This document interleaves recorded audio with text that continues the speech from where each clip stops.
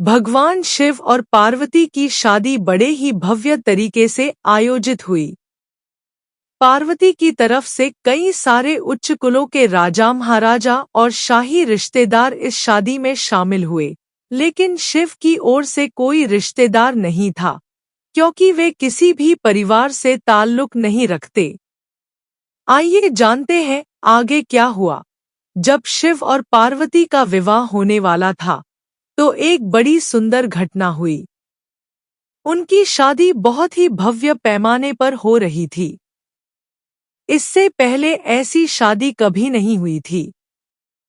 शिव, जो दुनिया के सबसे तेजस्वी प्राणी थे, एक दूसरे प्राणी को अपने जीवन का हिस्सा बनाने वाले थे।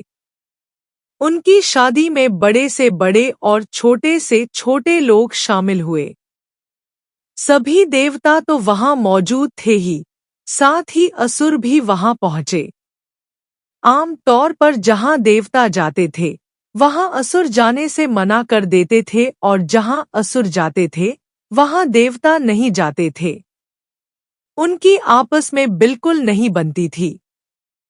मगर यह तो शिव का विवाह था, इसलिए उन्होंने अपने सारे झगड़े भुलाकर एक बार एक साथ आने का मन बनाया।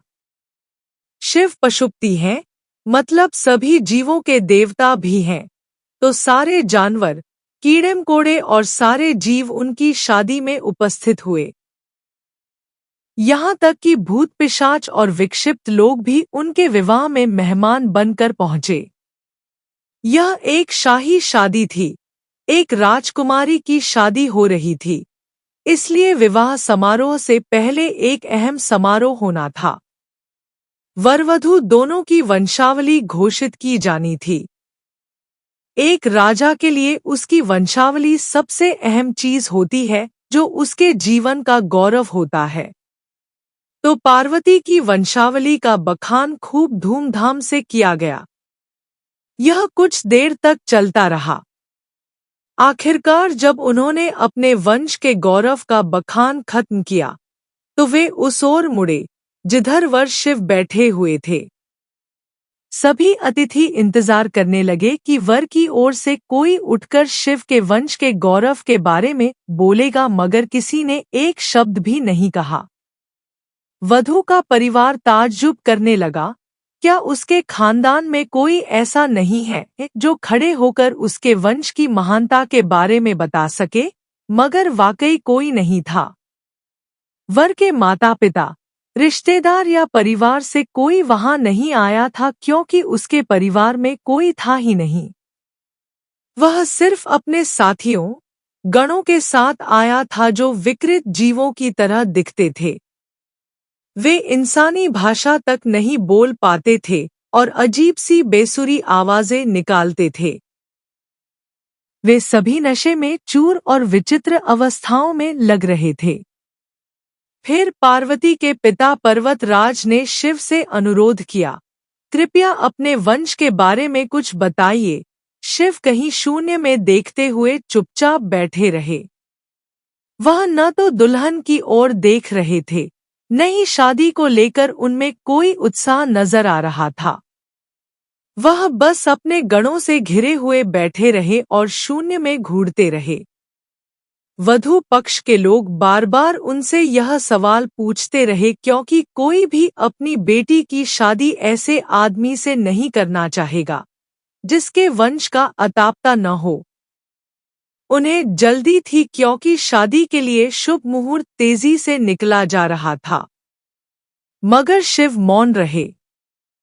समाज के लोग, कुलीन राजा महाराजा और पंडित बहुत घृणा से शिव की ओर देखने लगे और तुरंत फुसफुसाहट शुरू हो गई, इसका वंश क्या है? यह बोल क्यों नहीं रहा है? हो सकता है कि इसका परिवार किसी नीची जाति का हो और इसे अपने वंश के बारे में बताने में शर्म आ रही हो।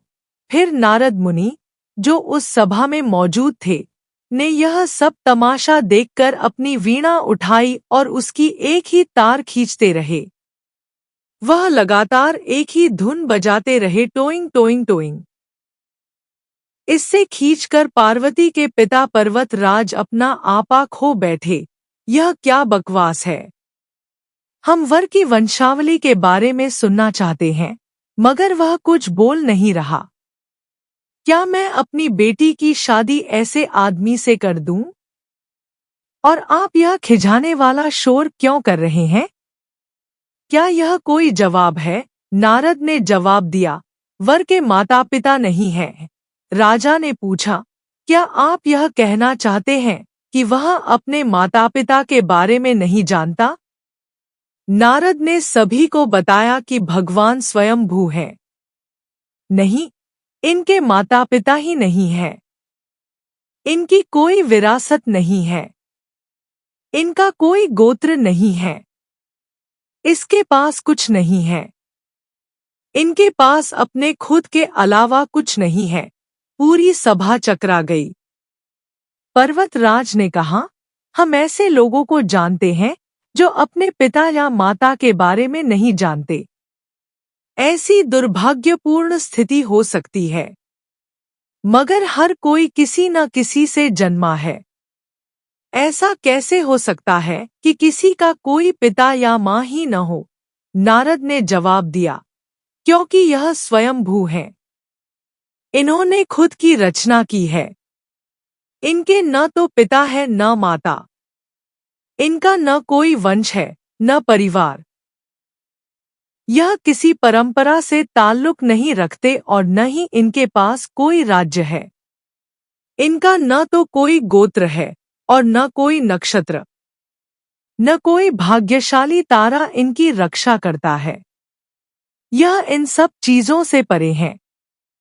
यह एक योगी हैं और इन्होंने सारे अस्तित्व को अपना एक हिस्सा बना लिया है। इनके लिए सिर्फ एक वंश है, ध्वनि। आदि शून्य प्रकृति ने जब अस्तित्व में आई तो अस्तित्व में आने वाली पहली चीज थी ध्वनि। इनकी पहली अभिव्यक्ति एक ध्वनि के रूप में है। ये सबसे पहले एक ध्वनि के रूप में प्रकट हुए। उसके पहले ये कुछ नहीं थे। यही वजह है कि मैं यह तार खींच रहा हूँ।